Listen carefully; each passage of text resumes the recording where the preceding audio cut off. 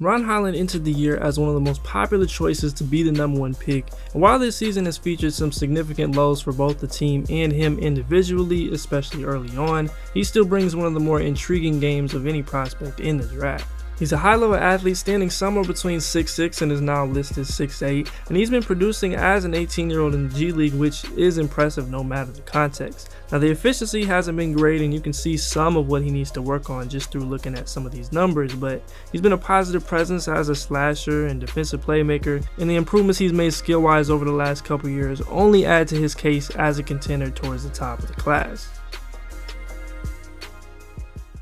He's pretty easily one of the best athletes in this class, and it's helped him continue to be at his best in the open floor and in transition. When he can get it off the glass or create a turnover in some way and turns it on going up the court, it's always impressive. Then his aggressiveness and straight line speed with the ball are some of his best attributes, even when it can get him into some trouble at times. He also runs lanes really well on the wing and often finishes above the rim for highlight dunks that few others are capable of. And he's generally been someone teams have to make a concerted effort to stop here, knowing that he can turn a miss or a mistake into points quickly. This one a miss. A rebound to Smith.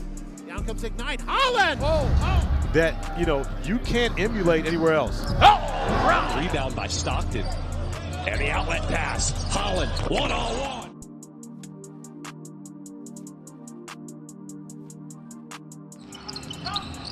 Holland, aggressive defense, rips it from Ford and jams it home. In more half-court settings, he's exceeded a lot of my expectations with how productive and consistent he's been at slashing and getting to the rim. He has all the pieces to be more of an effective off-ball wing in the league. He's just been asked to do way more than that right now, and I think it's kind of skewed people's view of him. But in addition to doing some of those things and cutting and moving and attacking closeouts, he's also been good working off of dribble handoffs, some of the toss-back action, and a few coming in the pick and roll. Really anything that'll get him ahead of steam or a slight advantage that he can then use his athleticism and body to create a good look closer to the bucket.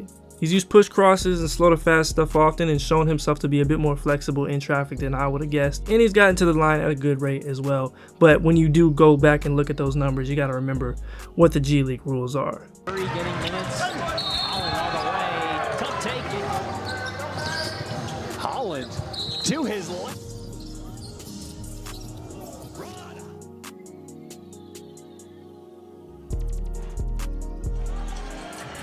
Those steady veterans who are there to mentor you. Now, he will need to make some progress as a finisher. He's at around 60% on the year, which isn't terrible, but it could definitely be better for somebody his size. And then you also add in the layups being a little more inconsistent. It makes it something I'll at least be watching for the rest of the way. Holland crossing over on Weems, right hand layup, off back line. And then you have to at least mention the motor every time you talk about Holland. It hasn't stood out in the same way it did in high school, but it's definitely still been there. It shows in some of that relentlessness he has as a driver first, but also in the moments where he lays it out for a chase down block or a defensive play in transition or some of the offensive rebounds in saving the ball from going out. Those are the type of winning plays you like to see, especially in a situation that hasn't gone as well as they would have liked, and he still managed to give you a couple of these a game. 14-point lead here. We see a double team on Holland. His pass is stolen by Hinton. Hinton goes up, and Holland. The offense and a steal. It rose, and he's been far from perfect defensively, but he still brought a level of versatility, energy, and natural instincts that are of an eventual good NBA defender. He's been a real defensive playmaker, putting up over 2 steals a game, playing passing lanes and getting deflections, and also throwing in 1 block and just having a nose for the ball in a lot of ways. And this is what's led to a lot of his transition success, turning defense into easy opportunities for a team that needs as many of them as they can get.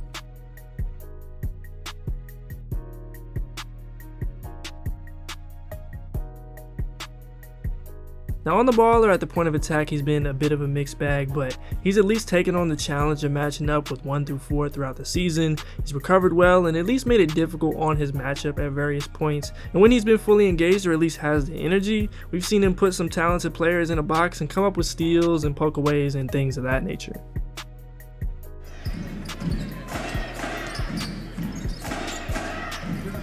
Punched.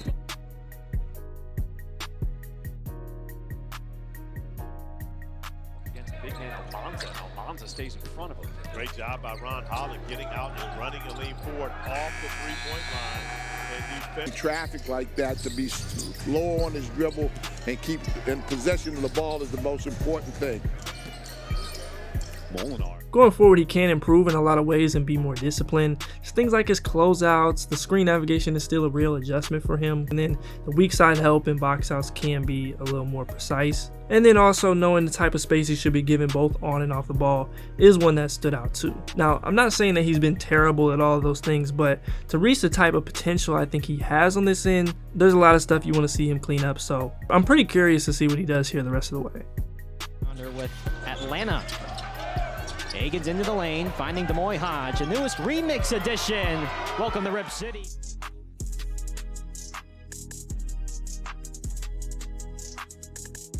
Now going forward was probably the biggest factor for Ron both in the rest of this season and into his NBA career is his three-point shot. He's currently been hovering around 25% on about 3 attempts a game and around 30% off the catch, so it's clear this is an area for improvement. I do like his confidence, and he's never shot threes at this volume or from this range before, and mechanically I think he is in a solid starting place. And given how dynamic he is as an athlete and potentially defensively, he becomes plug and play and nearly instant impact if he can draw a closeout and flirt with league average in the future. So we'll see what he does here the rest of the way and make that projection at the end of the year.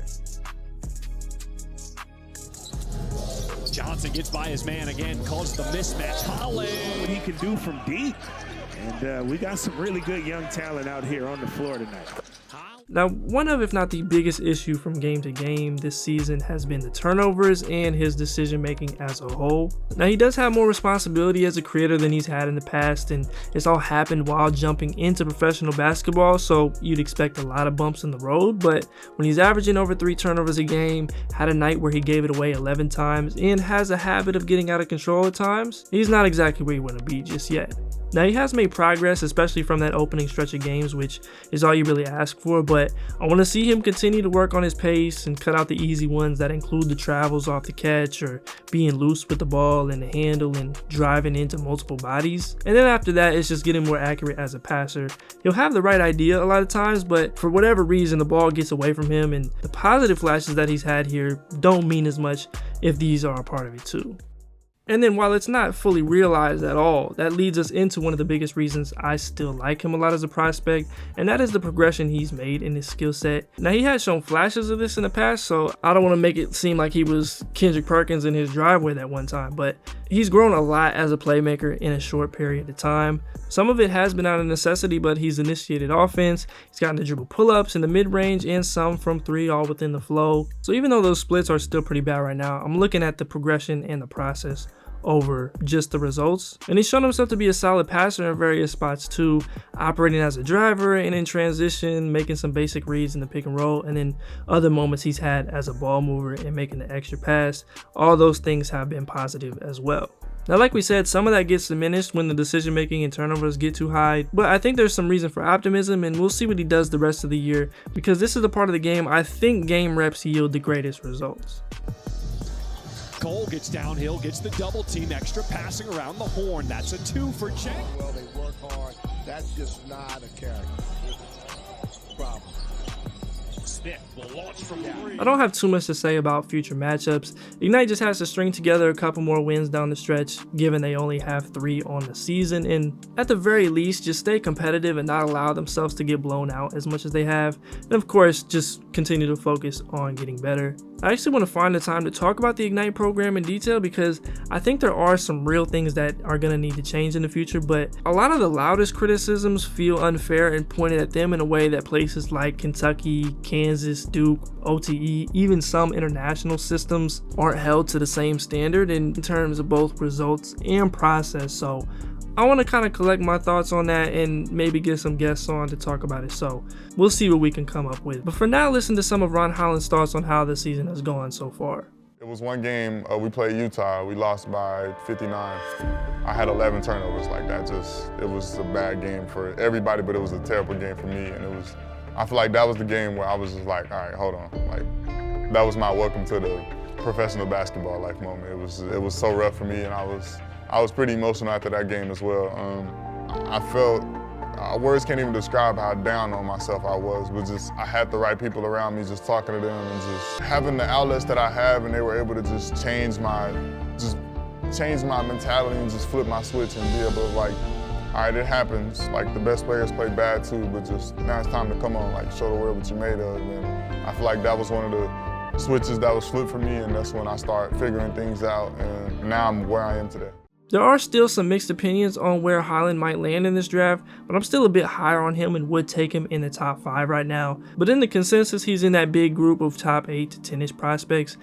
I just think a high motor athletic wing with good size that can get to the rim, make plays defensively, and has progressed a ton skill-wise isn't the description you can give many others in this class, and he also happens to be one of the youngest in the pool as well. So that's where I'm at on him right now. We'll just see what happens the rest of the year. If you enjoyed this video, please be sure to leave a like, subscribe if you are new to the channel, and leave a comment down below with some of your thoughts on Ron Holland's game. But as always, I'm Keandre, this is HoopIntellect. Until next time, I'm out.